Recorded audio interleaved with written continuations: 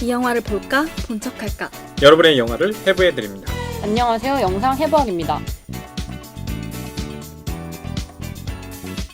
예, 안녕하세요. 안녕하세요. 예, 영상 해부학 시간입니다. 필터링 시간이죠.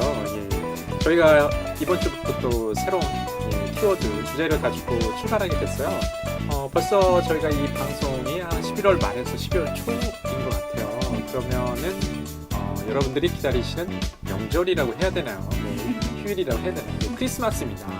12월 달은 이제 크리스마스라는 그것 자체만으로도 분위기, 요즘에는 뭐 캐롤이 많이 들리진 않기 때문에 그 분위기는 좀 잘 안 살지만 25일은 기독교 내지는 뭐 성당이나 교회 가시건 안 가시건 그냥 크리스마스라는 그 하나만으로도 좀 즐거운 계절 내지는 뭐 연말인 것 같아요. 네. 그래서 저희가 오늘부터 크리스마스라는 키워드로 3편의 영화를 골라봤거든요. 네. 오늘은 이제 첫 번째 시간으로 크리스마스 악몽이라는 애니메이션을 선택했어요. 사실은 이 영화가 애니메이션인데 우리나라에서 소개될 때는 그 앞에 수식어가 붙죠. 팀 버튼의 크리스마스 악몽. 네. 아마 이 영화를, 이 애니메이션을 보신 청취자 여러분도 있을지 모르겠는데 이게 이제 커다란 좀 비밀이 있죠. 팀 버튼의 크리스마스 악몽은 악몽인데 이 감독은 팀 버튼이 아닙니다. 이게 좀 굉장히 큰 스포일러인 것 같아요. 제가 네, 생각하기에는. 맞아요.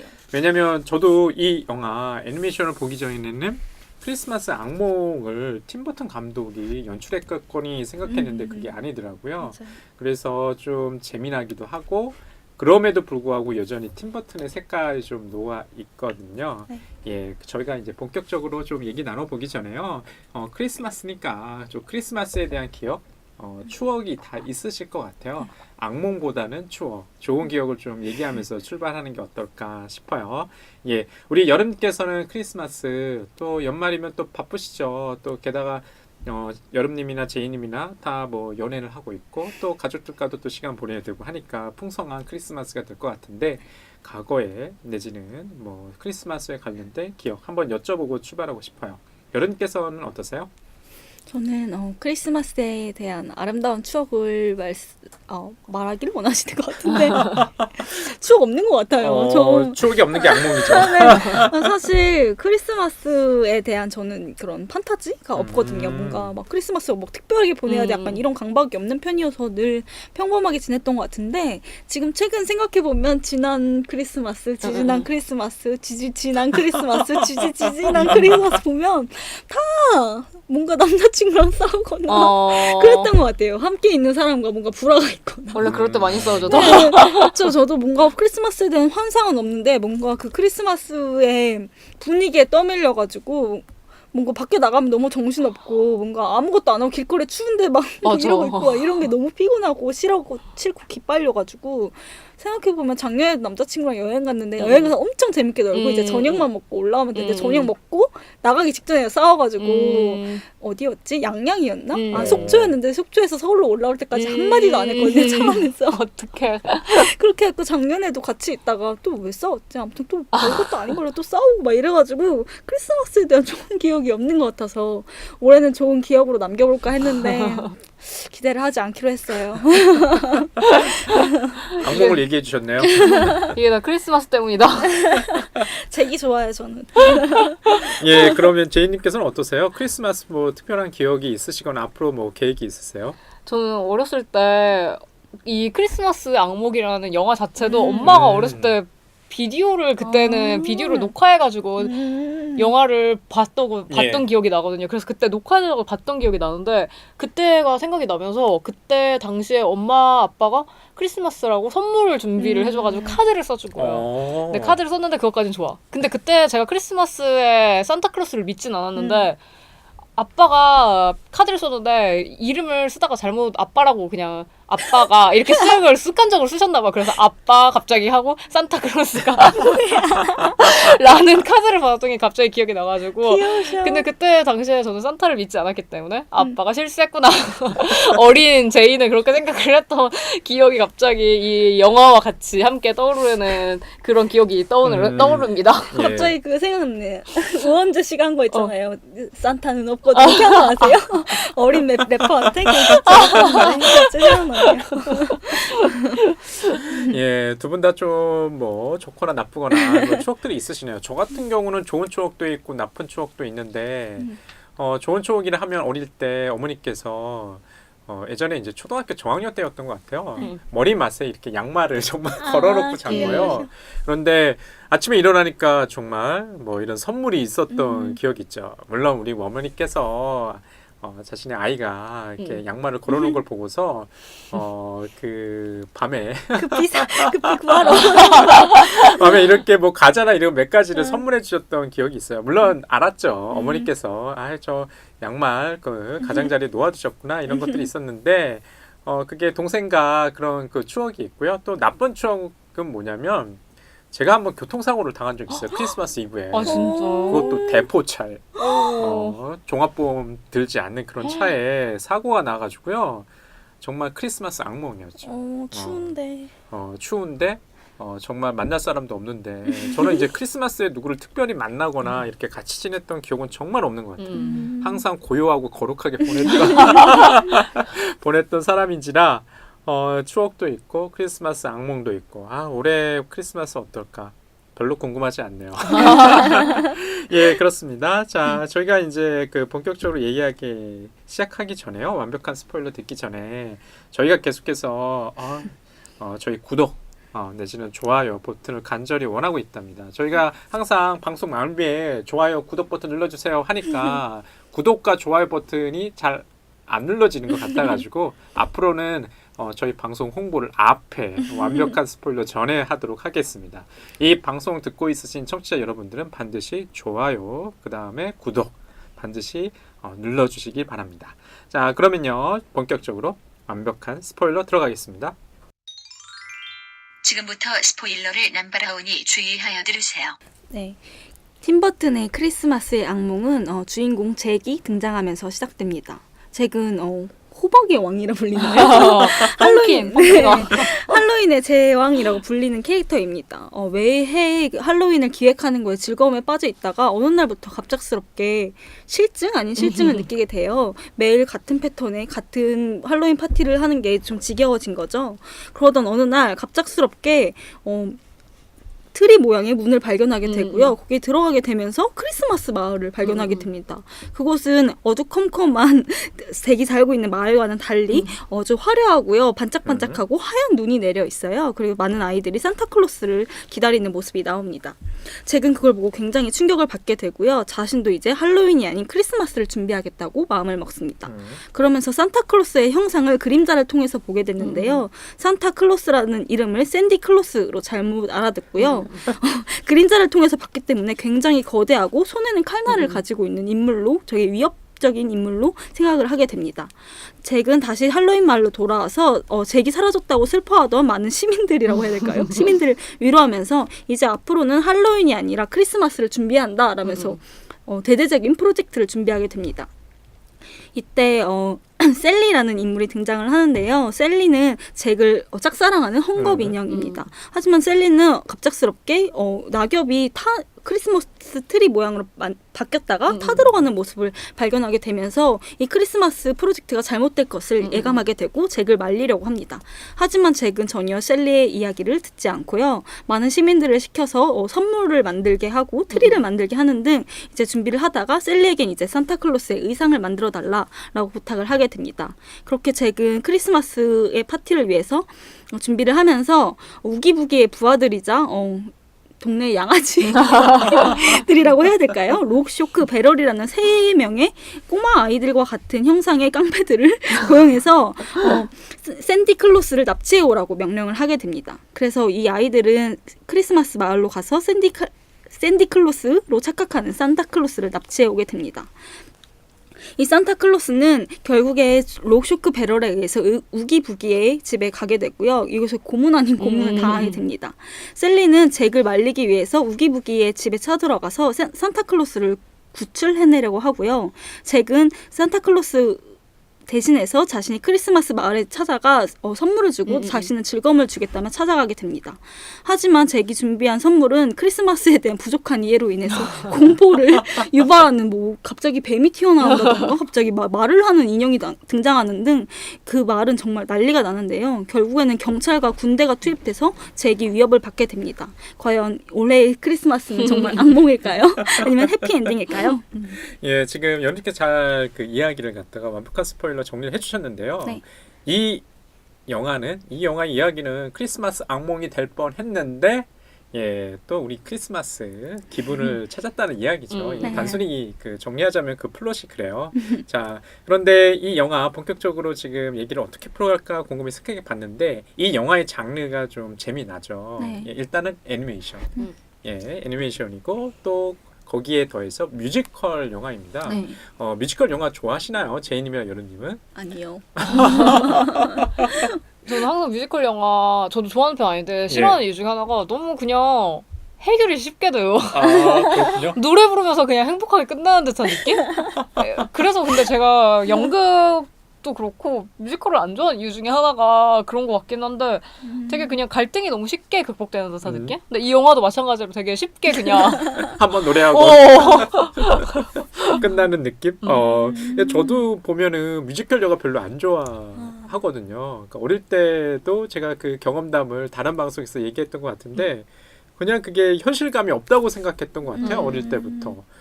대사를 그냥 하면 될 걸 갖다가 노래로 한다든지 지금 제이님께서 말씀하셨던 것처럼 우리 다 함께 합창을 하면서 문제를 갖다가 해결하고 뭐 의지를 다진다든지 이 영화도 좀 비슷하다는 생각도 들고요. 오랜만에 제가 뮤지컬 영화를 이렇게 처음부터 끝까지 본 건 처음인 것 같아요. 물론 요새 그 개봉된 뭐 작년에 보면 또 라라랜드와 같은 영화도 관객들의 선택을 받아서 좋아하시는 분들이 있는데 게다가 또 요즘에 보헤미안 랩소디 또 킨의 노래를 또 즐겨 하시는 분들은 이 음악 자체에 대해서 싫어한다기보다는 이 장르가 뮤지컬이라는 거에 대해서 좀 거부감을 가지신 분들이 우리처럼 있는 것 같아요. 뭐 다른 분들은 또 어떨지 모르겠어요. 자, 그래서 이 뮤지컬 영화가 보시게 되면 뭐 합창이라든지 음악이라든지 요거 어떻게 뭐 즐겁게 보셨는지 여름님께 여쭤보고 싶었어요. 저는 뮤지컬 영화 저도 안 좋아한다고 아까 얘기했는데 한국 관객들이 뮤지컬 영화 전 되게 좋아한다라는 맞아. 생각을 많이 했던 것 같아요. 라라랜드가 벌써 지금 이제 3년 차가 됐거든요. 그게 3년 차야? 작년 게 아니에요? 네, 재작년 거여가지고 이제 3년 차인데 또 재개봉을 한다고 하더라고요. 정말 인기가 많고 그리고 올해였나 작년이었나 개봉했던 휴잭맨 씨 나오는 위대한 쇼맨 같은 예, 알아요. 거 진짜 인기 많았거든요. 맞아. 그래서 저는 휴잭맨 씨 워낙 팬이고 노래 원래 잘하시잖아요. 레미제라블도 그렇고 그것도 레미제라블도 워낙 유명한 작품이니까 좋아하진 않지만 휴잭맨 때문에 봤는데 이번에 위대한 쇼맨도 휴잭맨 나오니까 그래도 봐야겠다. 노래하시는 모습 봐야지. 정정하실 때 봐야지 하는 생각이 봤거든요. 근데 정말 저는 그 뮤지컬 영화인 걸 떠나서 그 영화 자체가 되게 최악이다. 약간 이런 식으로 생각을 했는데 사람들이 정말 좋아하고 그리고 그런 뮤지컬 영화가 한 번 나와서 약간이라도 흥행을 하면 그 뮤지컬 영화에 나오는 OST가 정말 막 TV에 부금으로 진짜 많이 깔리고 하더라고요. 그래서 그 정도로 뭔가 파급력이 있고 관객들이 좋아하는구나라는 생각이 많이 들었어요. 그래서 이렇게 사람들이 좋아하는 이유가 뭐지? 라고 생각을 했는데 저는 이 팀버튼의 크리스마스의 악몽을 보면서 좀 느낀 게 요즘 나오는 뮤지컬 영화나 뮤지컬을 약간 기반으로 하는 애니메이션들이 굉장히 많잖아요. 예, 뭔가 그렇죠. 계속해서 주인공들이 갑자기 노래를 하고 약간 이런 게 애니메이션에서 특히 아이들이 좀 친숙해야 되니까 많이 나오는 것 같아요. 근데 그거랑 좀 다른 장르라는 생각이 들더라고요. 오히려 이 애니메이션 같은 경우는 되게 정통 뮤지컬에 가깝다라는 생각이 들었던 게 정말 겨울왕국에서도 진짜 기억에 남는 건 엘사의 레디코와 안나의 Do You Wanna Build a Snowman 이런 그런 진짜 주요 주인공들의 목소리만 기억이 나는데 이 뮤지컬 영화 같은 경우에는 정말 서브 인물들이 굉장히 많이 노래를 하고 테마 음악을 다 가지고 있더라고요. 그래서 그 점이 되게 특별하고 정말 정통 뮤지컬의 앙상블의 역할을 한다는 점에서 이 사운드가 하나의 영화의 시작부터 끝까지 이어진다는 느낌을 많이 받아가지고 오히려 정통 뮤지컬을 좋아하시는 분이 이 영화를 보시면 좀 즐겁게 크리스마스를 즐기실 수 있지 않을까라는 생각을 했던 것 같아요. 그러게요. 정말 뮤지컬을 좋아하시는 분들, 특히 그 여성 관객들이 현실에서 뮤지컬 자주 보러 가시잖아요. 국내 뮤지컬. 저는 한 번도 뮤지컬을 갔다가 오프라인 공연장에서 보는 기억은 없는 것 같아요.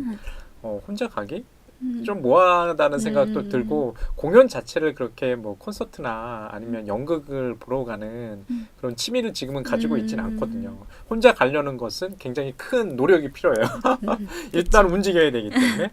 근데 아까 말씀하신 것처럼 뮤지컬 영화 지금 생각하니까 아까 휴 잭맨 말씀하셨잖아요. 그 기억나는 영화가 그 레미제라블.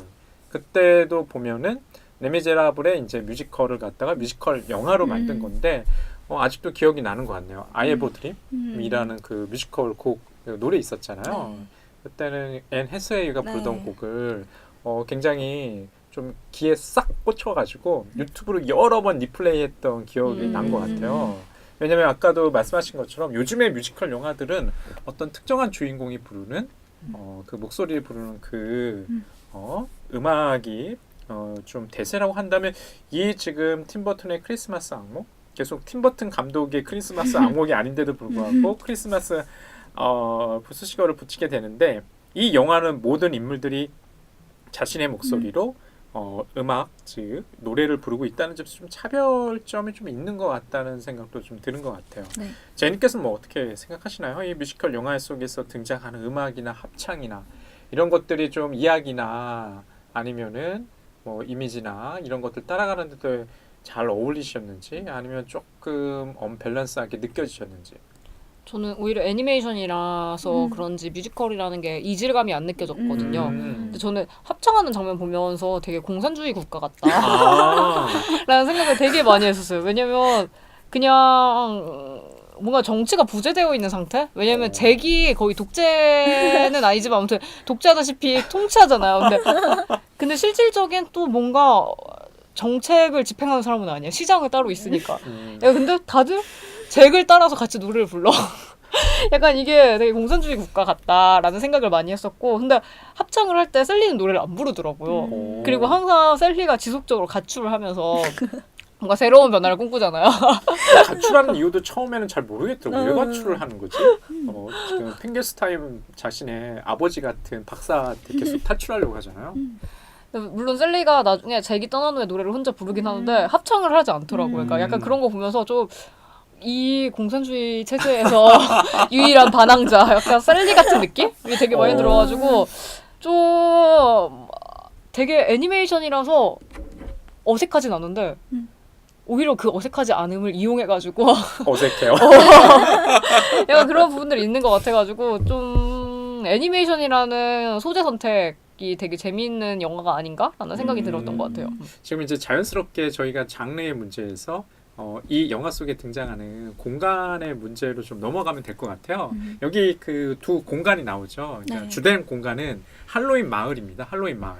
예, 잭이 실제로 통치하지는 않지만 리더십을 발휘하는 마을이고요. 우리 제이님께서는 이 마을을 갖다가 공산주의 국가로 이렇게 말씀하셨는데 일종의 뭐 공동체는 공동체인데 공동 생산을 하는지 모르겠어요. 밥 먹는 장면은 안 나오는 것 같더라고요. 나오긴 나온다. 뭐 스프나 이런 것들. 예, 그런데 일은 하지 않아요. 근데 일을 한다는 게 1년 365일 할로윈을 준비하는 거죠.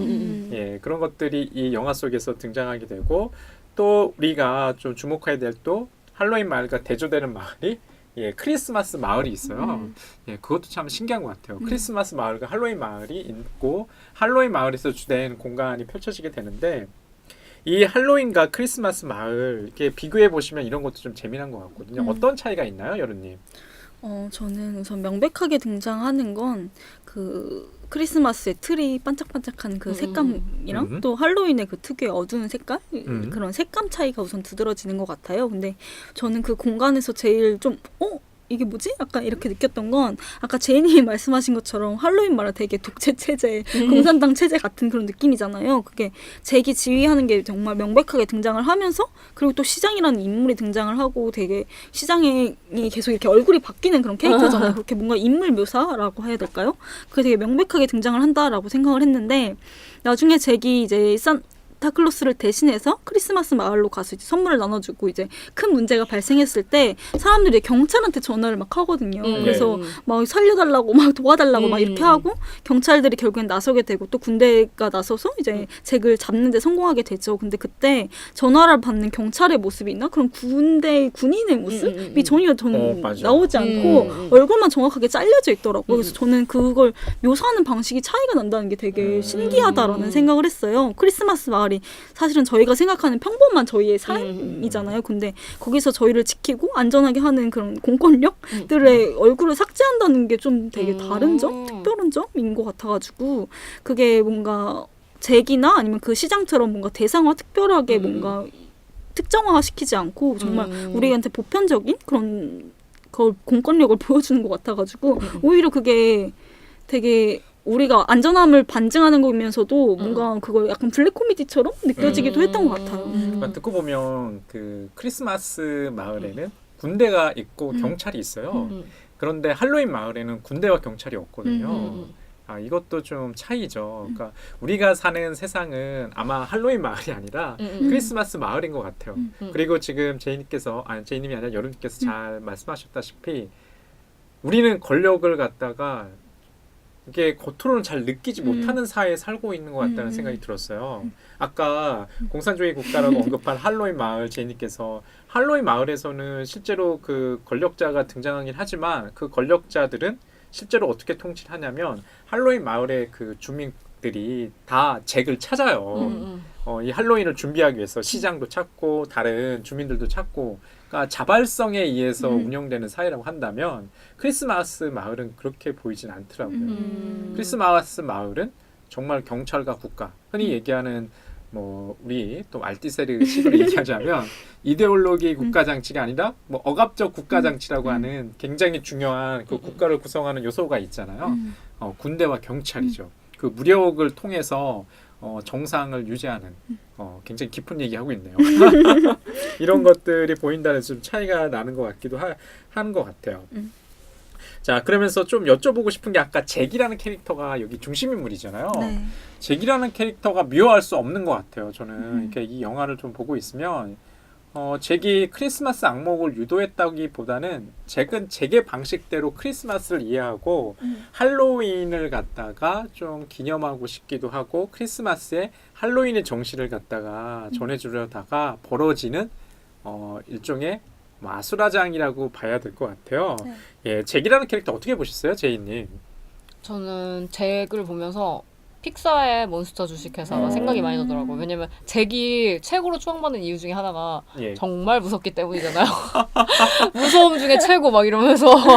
근데 그 몬스터 주식회사에서도 아이들의 악몽에 나타나가지고 이 소리 지름에 따라서 평가를 받잖아요. 약간 그래서 그 중에서 설리가 최고인 것처럼 약간 예. 잭도 그런 역할?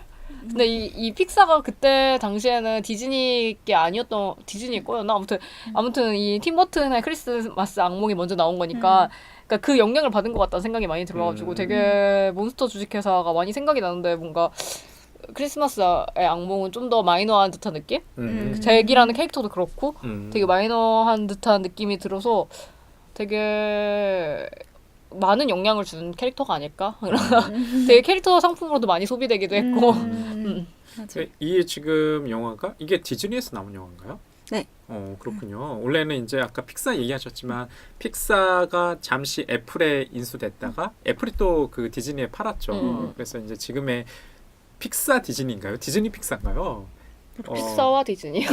아마 이제 그 회사 이름이 어디가 앞에 있을 것 같아요. 그래서 지금 디즈니 산하에 픽사라는 이제 애니메이션이 있는 건데 지금 듣고 보니까 그런 것 같아요. 이 지금 크리스마스 악몽이라는 디즈니 애니메이션은 이게 주류의 애니메이션이라고 보다는 저번에 아까 얘기하셨던 뭐 엘사가 나오는 그 애니메이션 작품 이름이 뭐죠? 겨울왕국. 겨울왕국과는 완전히 결이 다르죠. 이게 지금도 뭐 호평을 받는 작품이긴 하지만 그 당시에도 그렇게 인기 있는 작품은 아니었던 것 같아요. 제가 곰곰이 생각해 보면 이거는 뭐 주류의 문화 내지는 그 생산된 그 문화 상품이라기보다 약간 서브컬처의 상품인 것 같아요. 할로윈이라는 것 자체가 너무 어둡잖아요. 우리가 생각하는 것은 이런 펌프킨, 예, 호박이 등장하고 이런 것들이 있고 간혹가다가 10월 말에 있죠. 할로윈 네. 데이가 이태원에서 항상 보면은 그럼 이상한 복장하고 다니는 할로윈을 즐기시는 분들 정도만 기억이 남아가지고 할로윈 자체가 굉장히 그냥 친숙하지도 않고 그렇다고 아주 먼 것 같지도 않은 이런 것들이라는 생각이 좀 들어요. 예, 어떻게 생각하세요? 예, 여러분께서 이 잭이라는 캐릭터, 이 잭 캐릭터가 해골이기 때문에 굉장히 무서운 캐릭터인 건 분명한데 그럼에도 불구하고 굉장히 노력하는 캐릭터로 보여요.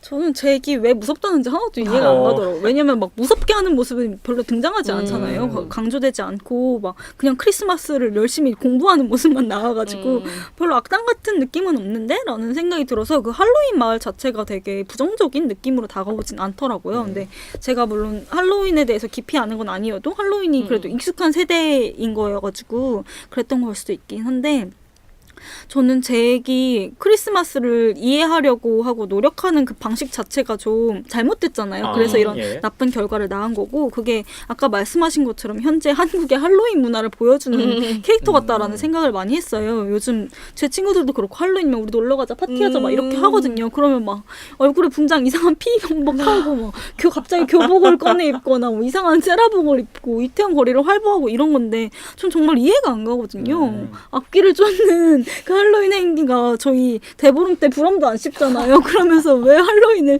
그렇게 챙기는지도 약간 이해가 안 가고 그냥 그런 겉으로 보여주는 형식에만 집중하는 듯해서 저는 별로 할로윈을 챙기고 싶지도 않고 즐겁지도 않거든요. 근데 그게 잭이 그냥 겉으로만 배운 겉핥기로만 배운 크리스마스인 것 같아서 오히려 지금 만약에 이 크리스마스의 악몽을 제 세대, 할로윈을 이렇게 소비하는 세대들이 본다면 할로윈 자체가 익숙하기도 하지만 그런 잭을 보면서 되게 찔릴 수도 있을 것 같아 라는 생각이 드는 것 같아요. 그래서 오히려 그때 개봉했던 이 영화가 지금 개봉하면 정말 약간 양날의 검일 것 같아요. 완전 흥행을 하거나 아니면 완전 흥행에 실패하거나 그냥 둘 중에 하나가 아닐까라는 생각을 잭이란 캐릭터를 보면서 저희 한 친구들 생각하게 됐어요. 그러니까 지금 여러분께서 재미난 말씀하셨는데 우리 애가 이해하는 할로윈, 잭이 이해하려고 하는 크리스마스 좀 이해가 잘못돼 있잖아요. 그러니까 진정하게 이해하려고 하기보다는 자기 방식대로 그냥 자신의 아이디어, 생각을 갖다가 투사해서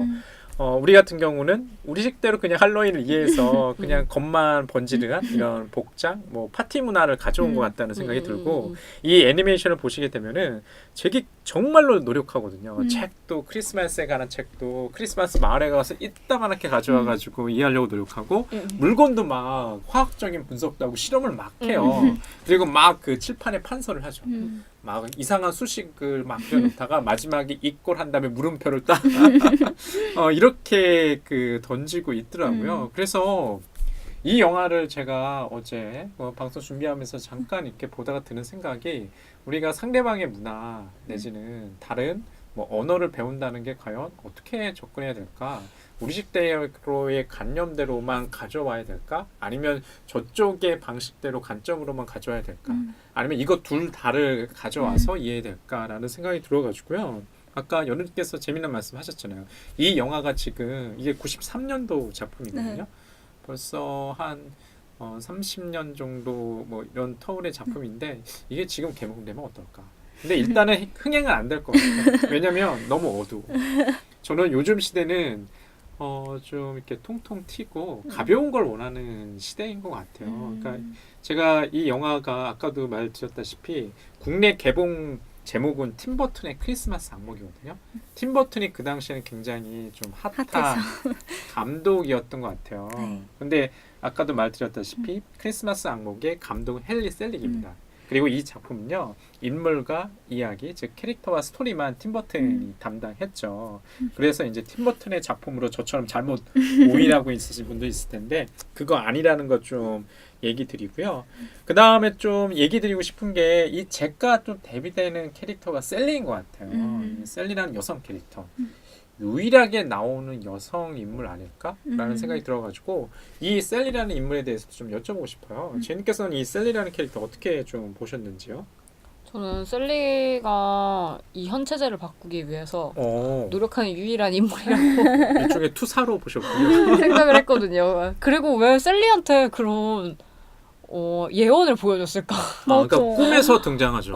약간 그런 것도 되게 신기하고 음. 되게 뭐라고 하지? 다들 그냥 제기하라는 대로 행동하는데 셀리도 뭐 제기하라는 대로 행동하긴 하는데 그럼에도 불구하고 제안하잖아요. 너한테 큰일이 생길 거야. 약간 이렇게 애원자처럼. 약간 그런 느낌이 들어가지고 되게 이 영화 속에서 굉장히 살아있는 인물은 셀리밖에 없지 않을까? 라는 생각을 많이 했었고 저는 그냥 다른 얘기긴 한데 그 셀리의 몸 구성이 낙엽으로 된 게 너무 귀엽더라고요. 그냥 단순히 봉제 인형이 아닌 거군요. 낙엽이 들어있다는 게 되게 그거 같았어요. 피나탄가? 그 멕시코에서 이렇게 때려가지고 사탕 나오는 거 있잖아요. 예. 그게 생각이 많이 나더라고요. 그래서 되게 근데 거기는 사탕이 들어있는데 여기 낙엽이 들어있고 또 할로윈에는 사탕을 줘야 되는데 이 셀리 몸에는 사탕이 아니라 낙엽이 들어있고 약간 이런 게 되게 재밌어가지고 되게 이 영화에서 되게 잭이 가장 캐릭터 상품으로도 많이 팔리긴 했는데 셀리가 이 영화의 주인공 같다는 생각을 많이 했던 것 같아요. 근데 여기 보면은 그 영화 속에 캐릭터들이 등장하게 되는데 이 영화 끝나고 생각나는 캐릭터는 잭과 셀리밖에 없는 거예요. 다른 그 할로윈 마을에 주민들은 그냥 할로윈 마을의 주민들 이렇게 있고 그밖에 뭐 아까 얘기했던 뭐 산타클로스야 저희가 워낙 친숙한 뭐 캐릭터 인물이니까 그렇고 다른 인물은 기억이 잘 안 나는 거예요. 정말요? 저는 우기부기가 엄청 기억에 남았는데. 우기부기야? 어렸을 때 너무 무서웠어 우기부기. 저는 우기부기도 좀 생소해요. 아까 어디 그 공포 영화에서는 좀 많이 봤던 것 같은데 아마 제가 그 미국의 할로윈 문화에 친숙하지 않은 세대여서 그런지 몰라도 그냥 그런가 보다 라는 생각이 좀 많이 들었던 것 같아요. 예, 여러분께서는 그 셀리 캐릭터 어떻게 보셨어요? 셀리가 가장 좀 혁명가? 전복가? 개혁가처럼 보이긴 하더라고요. 저는 제일 신기했던 건 이 영화에서 여자가 정말 안 등장한다는 게 너무 신기했어요. 우선 크리스마스 말 나올 때는 뭐 어린 여자아이들 꼬마나 그냥 엄마 정도만 등장을 하긴 하지만 뭐 그냥 스쳐 지나가는 캐릭터잖아요. 그래서 제일 중요한 건 할로윈 마을에 등장하는 인물들, 캐릭터들인데 거기서 그냥 지나가는 인물들로도 뭔가 여성인 듯한 느낌을 전혀 받지 못하는 거예요. 그래서 되게 이상하다라는 생각을 정말 많이 했거든요. 특히 잭을 돕는 막 록쇼크 배럴 같은 경우도 완전히 남성화된 형상이고 셀린만 여성화된 형상인데 그걸 또 핑겔슈타인 박사라는 그 박사가 이상하게 헝겊 인형을 만든 거잖아요. 그래서 왜 여성을 만들었지? 그리고 되게 종처럼 쓰잖아요. 가정부처럼 음식을 해야 하라, 자기 보필을 하라 이런 식으로. 그래서 좀 이상하더라고요. 왜 여성화를 이렇게 시켰을까라는 생각이 들었는데 그럼에도 불구하고 뭔가 여성이 혁명가라는 점에서 좀 특이하다라고 생각은 했지만 나중에 산타클로스를 구하는 과정에 있어서 저는 약간 되게 충격적이었거든요. 우기부기의 관심을 끌기 위해서 갑자기 셀리가 이제 자신의 신체가 분리가 가능하잖아요. 그래서 자신의 다리를 분리해서 이렇게 쇠창살을 다리를 이렇게 약간 유혹하는 자세를 해서 우기부기가 산타클로스를 이제 막 죽이려고 하다가 그 다리를 보고 막 쫓아가서 막 이렇게 다리를 막 훑는 장면이 나오는데 그게 너무 약간 충격적이더라고요. 뭔가 다른 여성 캐릭터가 나왔거나 하면 이해를 하는데 유일한 여성 캐릭터가 산타클로스를 구하기 위해서 또다시 여성성을 그렇게 이용해야 되는 게 좀 아이러니하기도 하고 좀 불편하다. 어린이들이 봤으면 좀 어떻게 생각하지? 약간 이런 느낌도 많이 받았어요. 듣고 보니까 우기부기가 남성 캐릭터인가 보네요. 그래서 나중에 셀리가 자신의 다리를 이렇게 가지고 오니까 막 그것 때문에 엄청나게 분노를 하거든요. 그리고 셀리가 이렇게 가출을 했으니까 이제 핑겔슈타인이 이제 세 번째 가출이기 때문에 셀리를 더 이상 붙잡지 않고 난 새로운 애를 만들 거야 라면서 자기의 뇌까지 떼내면서 뭔가를 만들어요. 그래서 그냥 새로운 캐릭터를 만드는구나 했는데 또 여성이고 이제 영화가 다 끝나고 이제 눈이 내리면서 이제 크리스마스를 뭔가 할로윈 마을에서도 보내는 것처럼 하면서 끝이 나는데 핑겔슈타인이 또 옆에 그 캐릭터랑 셀리랑 있는 모습이랑 다르게 되게 연인? 부부의 모습처럼 약간 그렇게 그려지더라고요. 그래서 왜 그 핑겔슈타인 박사는 그렇게 여성에 집착을 하는 거지? 왜 여자를 옆에 두려고 하는 거지? 라는 생각이 들면서 그게 꼭 남녀를 나눠서의 문제가 아니라 여기서 나오는 캐릭터들이 다 나쁜 캐릭터들이 다 남성이라는 점에서 조금 이상하다라는 생각이 들어가지고 셀리가 되게 혁명가이면서도 뭔가 이용당하는 느낌을 전 받았던 것 같아요. 근데 굉장히 그 셀리라는 캐릭터가 이 영화 속에서 보면 만들어진 존재잖아요. 그러니까 다른 주민들은 잭을 포함해서 기존에 있던 주민들이고 이 사회 자체가 그 아까도 그런 말씀하셨죠. 그러니까 애니메이션을 보시게 되면 크리스마스 마을은 유채색, 컬러풀하게 나오는데 할로윈 마을은 그 무채색으로 그려져가지고 굉장히 그 톤이 어두워요. 그런 것들이 이제 그 대조가 되는데. 여기서 살아있는 인물 할로윈 마을에서는 아까 말씀하셨던 것처럼 셀리라는 캐릭터만이 좀 움직이고 진정한 어떤 변화를 꿈꾸는 사람처럼 그려지고 있더라고요. 그리고 아까 핑계스테인 그 박사 뭐 일종의 뭐 프랑켄슈타인 박사죠. 자신의 이제 창조자로서 막 피조물들을 만들어내는데 여성이 없으니까 여성을 만들어내는 것 같아요. 여성이 없고 다 남성들만 있기 때문에 이 사회에서 여성은 굉장히 또 도드라져 보이고 그러는 것 같아가지고 저는 굉장히 진정한 어떤 통역 내지는 번역 좀 크리스마스를 좀 이해하려고 하는 사람은 셀리 아닐까라는 생각이 들었어요. 그래서 마지막에 보면 이 할로윈 마을에서 크리스마스 마을에서 가져오는 유일한 것들이 눈이잖아요. 흰 눈만을 가져오죠. 다른 것들은 여기 안 맞아. 그래서 눈이 내리면서 그 셀리와 또 우리 또 잭이 또 키스를 나누면서 그 이야기가 끝나게 되는데 저는 그런 것도 좀 기억에 좀 남는 것 같아요. 그리고 또 제가 좀 여쭤보고 싶은 게 이 영화 속에서 보면은 패러디가 참 많이 되는 것 같아요. 특히 제가 재미났던 게 제로라는 개 있잖아요. 개. 근데 그 코가 빨개요. 누돌프를 갖다가 좀 패러디한 것이 너무나 좀 재미나더라고요. 그 예전에 보면 캐롤에도 그런 거 있잖아요. 루돌프야, 너가 네 코가 밝으니 그 불빛을 삼아가지고 이제 산타클로스가 이제 선물을 배달하려고 하는 것들. 그리고 실제로 여기 영화 속에서 보면은 애니메이션상에서 선물을 갖다가 우리 또 잭이 막 이렇게 선물을 주는 장면도 또 이렇게 그려지잖아요. 그래서 그런 것들이 좀 굉장히 재미나더라고요. 패러디하는 것들. 그런데 아까 뭐 두 분 다 좀 동의하시는 것 같은데 진정한 크리스마스 정신은 패러디하지 못하면서 거기서 벌어지는 조금 사건들 그런 것들이 좀 재미나게 보여가지고 그런 것 같아요. 예, 이 패러디 어떻게 제니께서는 생각하세요? 저는 팀버튼이 만든 건 아니지만 어쨌든 작화는 팀버튼이 했으니까 팀버튼의 나중에 후속 작품들이 많이 생각이 나는 것 같아요. 그 스위니 토드 그것도 뮤지컬 영화잖아요. 그것도 생각이 나고 그 강아지 이름이 뭐였지? 아까 제로. 제로도 나중에 프랑켄 위니라고 맞아요. 약간 그것도 막 생각나고 그리고 비틀주스 막 이런 거 거기에 나오는 인물들이 이 영화 속에 있는 그런 주변 인물들 같은 느낌? 그런 생각이 들어서 그냥 스스로가 만든 작화에서 계속 파생시켜가지고 자신의 작품을 계속 펼쳐나갔던 거 아닐까라는 생각이 많이 들더라고요. 그리고 그런 걸 또 사람들이 좋아하는 것 같아요. 저희 옛날에 한국에서 현대카드 특별전 해가지고 팀버튼 전 했었잖아요. 저도 한번 갔던 저도 기억이 갔던 있어요. 것 같아요. 그때 인기 되게 많았잖아요. 왜 그렇지 나? 그러니까 그게 뭔가 사람들이 팀버튼의 영화가 좋다 이게 아니라 그냥 그 팀버튼이 만든 세계관? 그거를 되게 좋아하는 것 같은데 또 이거의 집합체가 약간 크리스마스의 악몽 같은 느낌?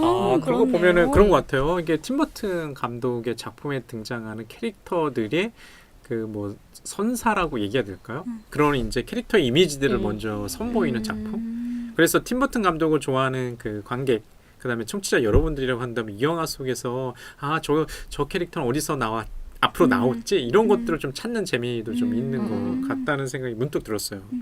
그런데 아까 팀버튼 전 말씀하셨잖아요. 저도 그 현대카드에서 할 때 덕수궁 박물 미술관에서 하지 않았나요?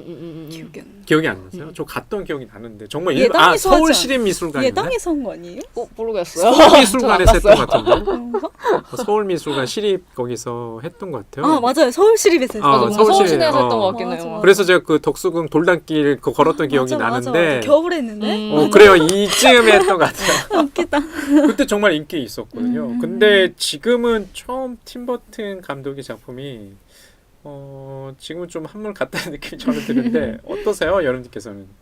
저도 제가 어렸을 때 팀버튼의 영화가 많이 나오긴 했지만 오히려 저 같은 같이 팀버튼의 영화 성장한 세대들이 그걸 즐겼다기보다는 저보다 윗세대? 그러니까 약간 성인들을 위한 동화를 많이 그리는 편이다라는 생각을 했던 것 같아요. 약간 잔혹 동화죠. 네. 이 크리스마스의 악몽 같은 경우 내가 어린애가 이걸 본다고 약간 이렇게 말한 것처럼 뭔가 사실 정말 기괴하거나 정말 잔인하거나 뭐 작화가 정말 이상하거나 한 게 아님에도 불구하고 이해할 수 있는 건 성인의 초점이 맞춰져 있지 않나? 타겟팅이? 그런 생각을 많이 하게 되는 것 같아요. 그래서 오히려 이런 크리스마스의 악몽과 같이 팀버튼의 작품을 즐겼던 세대들이 좀 더 나이가 들면서 오히려 더 공감 능력을 잃었다고 해야 되나? 공감 세대 자체 핀트가 좀 벗어난 느낌이어가지고 그래서 점점 더 하락세를 보이고 있는 게 아닐까? 한국 내에서는 아니 그런 생각이 계속 드는 것 영화가 같아요. 개봉되긴 하는 것 같은데 예전처럼 그렇게 좀 팬들의 열광적인 지지는 못 얻는 것 같아요. 약간 2030을 주소비층인데 그게 타겟팅이 아닌 것 같은 느낌이 오히려 많이 이제 받는 제 것 같아요. 세대의 그 감독이라는 느낌이 들어요. 30, 40대가 이해할 만한. 근데 저 20살 때 팀버튼 감독 좋아하는 사람 진짜 많았어요. 진짜요? 그리고 저 심지어는 제가 입시 때 썼던 글 중에 하나가 팀버튼 감독을 만나가지고 아 진짜요? 저 아직도 기억나요. 예대 입시에서 약간 그런 게 있었거든요. 20년 뒤엔가 10년 뒤에 나의 모습을 그려봐라. 그런데 제가 그때 뭐 하지 하다가 제가 팀버튼 감독 좋아해가지고 아 근데 저만 그런 게 아니라 근데 막 물어보잖아요. 선생님들이 너 어떤 감독 좋아하니? 그럼 팀버튼 좋아요. 그때 인기 많았던 게 팀버튼이랑 미셸 공들이 얘기하면 선생님이 요즘 애들은 제 20살 때 요즘 애들은 미셸 공들이랑 팀버튼 좋아하더라. 약간 이런 얘기 많이 했는데 그때 근데 두 감독 다 뭔가 판타지스럽고 뭔가 현실에서 벗어난 듯한 느낌? 그런 감독들을 많이 좋아했던 것 같아요. 그런 지점에서 미셀 공들은 좀 완전히 잊혀진 것 같고요. 점점 둘 다 잊혀져 가고 있지 않나요? 네, 그러가. 팀버튼은 그나마 계속 작품을 내놓으니까 저희가 곰곰이 생각해보니까 미셀 공들이 작품도 저희 했었잖아요. 네. 이터널 선샤인 했던 기억이 엊그제 나는데 우리 또 팀버튼은 계속 작품을 내놓는데 미셀 공들이 좀 잊혀진 것 같다는 국내 팬들한테 좀 아쉬운 마음도 드네요. 예, 지금까지 계속 저희가 팀버튼의 크리스마스 악몽. 헨리 셀리 감독 얼마나 슬플까. 막 이름 뺏겼어. 근데 뺏긴 덕에 많이 팔리지 않았어요? 맞아. 한국에서는 팀버튼 작품으로 알고 있잖아요. 크리스마스 악몽을. 이게 너무 슬플 것 같아요. 헨리 셀리 감독이 들으면. 그럼에도 불구하고 우리는 팀버튼의 작품으로 알고 있는 크리스마스 악몽을 좀 얘기해봤고요. 여하간 이 작품이 지금 봐도 저는 좀 아까 할로윈 문화 내지는 외국 문화를 우리가 이해할 때 어떻게 이해해야 될까? 번역을 어떻게 해야 될까? 이런 지점에서 좀 가치가 있을 만한 영화 같다는 생각도 많이 들고요. 여전히 팀버튼의 캐릭터를 사랑하시는 분들이라면 어제 보면서 문득 그런 생각이 들더라고요. 제가 어릴 때는 굉장히 흥미로웠는데 지금 보니까 별로 재미가 없다는 생각이 들면서 동심을 잃어갔는지 아까 잔혹 동화라는 표현 했는데 동화가 원래 잔혹하잖아요. 원래 맞아요. 동화는. 우리가 어릴 때는 정말 보고 싶은 것, 믿고 싶은 것만 봤다고 한다면 지금은 이제 현실을 아니까 별로 크게 마음이 움직이지 않는다는 느낌이 들어서 좀 슬프네요. 예, 지금까지 좀 다 큰 어른의 좀 얘기였고요. 예, 마지막으로 저희가 필름 필터링의 시간을 갖도록 하겠습니다.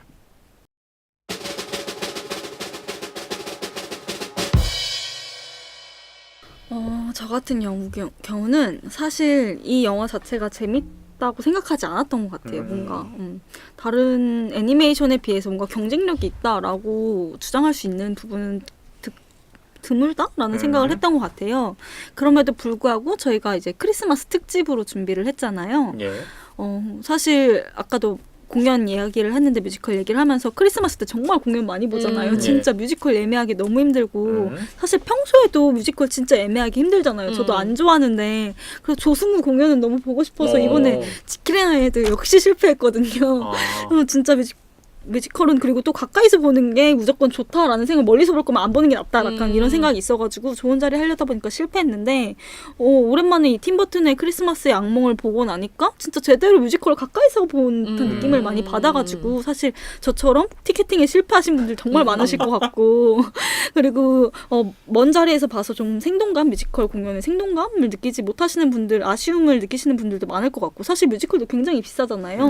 그래서 그런 분들은 그냥 크리스마스 때 그 공연장에 못 가시는 환경이라면 그냥 이 팀버튼의 크리스마스의 악몽을 보면서 그냥 공연장에 온 듯한 한편의 뮤지컬을 본 듯한 느낌을 느껴보시는 게 어떨까라는 생각에서 저는 라라랜드의 재개봉보다는 크리스마스의 악몽의 재개봉을 추천합니다. 예, 고맙습니다. 예, 결론은 추천이셨네요. 네. 예, 여름님의 결론은 추천이셨고요. 예, 필름 필터링 우리 제이님께서는 어떠세요? 저는 이 영화 봤으면 좋겠어요. 오. 왜냐면 저는 이 영화 좋아요. 역시 팀버튼의 팬이. 왜냐면 아까도 처음에 말했는데 어렸을 때 엄마가 그때는 TV에서 뭐 영화 같은 거 상영하면 엄마가 녹화해가지고 저는 잠자고 낮에 일어나면 그걸 봤던 기억이 나는데 그랬던 영화 중에 하나거든요. 근데 제가 이 영화 보고 되게 좋아했었고 되게 이 영화를 계기로 영화를 좋아했던 것 같아요. 제 기억에는. 그래서 되게 이 영화를 좋아했었는데 그냥 두 분의 말씀을 들으면서 느꼈던 생각이 지금 그 당시에 어렸을 땐 이걸 봤을 때 진짜 세상에 이렇게 무서운 일이 있다니 약간 이렇게 생각을 했는데 크고 나니까 그런 것보다 진짜 현실 세계가 더 무서워지니까 이 정도는 하나도 무서운 게 아닌 거예요. 그냥 맞아, 우리가 오히려 제일 무서워. 정말 그냥 컬트 문화밖에 안 되는 거예요. 예. 그런 생각이 들어가지고 이 영화가 점점 저에게도 잊혀졌던 영화였는데 이번에 다시 본 거였거든요. 그러니까 그런 식으로 사람들이 다시 한번 그냥 어린 시절의 공포에 대해서 다시 한번 생각해보면 좋지 않을까라는 생각이 들어가서 되게 저는 이번에 다시 봤는데 되게 재밌더라고요. 되게 말 안 되고 정말 어이없고 약간 이 영화가 나한테 무슨 의미를 주지? 라는 생각이 들면서도 그래도 이 영화가 구축하는 그 세계가 되게 매력적인 존재로서 저한테 다가왔던 기억도 있고 다시금 그런 기억이 다시 찾아왔던 것 같아가지고 되게 재밌었어요. 이 영화를 보면서. 그래서 다른 분들도 한 번쯤은 보면 정말 재밌는 영화가 되지 않을까라는 생각이 들어서 추천합니다. 예, 우리 제이님께서 자 팀버튼의 크리스마스 악몽을 추천하셨네요. 그러니까 두 분 얘기 듣고 보니까 그런 생각이 들어요. 팀버튼 감독의 애니메이션 작품은 어른을 위한 애니메이션 아닐까라는 생각들이 들었어요. 근데 참 좀 웃기네요. 어릴 때 봤을 때는 굉장히 무섭고 공포스럽고 기괴했는데 크고 나서 보니까 오히려 그것은 약가였어. 현실이 더욱더 무섭다는 씁쓸한 결론을 갖다가 좀 내리면서 저희 또 그 다음 계속 크리스마스 키워드로 어떤 작품 여러분들께 소개할지 굉장히 궁금하시죠? 끝까지 좀 주목해 주시고요. 계속해서 저희 강조드립니다. 저희 구독, 저희 좋아요 정말 좋아하거든요. 예, 크리스마스의 악몽을 오늘은 조금 다뤄봤고요. 다음에 또 찾아뵙겠습니다.